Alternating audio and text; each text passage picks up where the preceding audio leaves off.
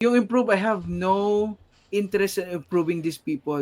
You know, fanboys will be fanboys. Honestly, ako lang gusto ko nga ganyan sila para may pagtatawanan ako. Kasi, di ba, kung lagi nang educated yung fans, sino na pagtatawanan ko? Wala na akong paglalaruan. Kasi kahit ano naman sabihin nila, natatawa lang ako sana. So ako, me as a person, gusto ko yung may mga tao na pinagtatawanan ako. Kasi honestly, ikaw, matagal ka na sa space na ito. I'm sure, at one point in time, tinry mo mag-educate. May nangyari ba sa'yo? May na-educate ba? It's not my fight. At the end of the day, itong behavior ng fans na ito ay parte ng ecosystem ng isang sport. Talking and thinking the way they think is because they are fans. Kasi kung mag-elevate ka ng thinking mo, then maybe you're part of the industry. Eh bakit ka fan pa rin hanggang ngayon? Fans will be fans. So okay lang yan. Ako, hindi ko agenda yan. Wala akong pakialam sa kung anong gusto lang isipin. All I know is sa ngayon, nalilibang ako. Di ganyan lang kayo. And it's not my fight. I will never be your white knight trying to educate you. If you want to listen to me, then go ahead and listen. Okay na ako doon sa audience na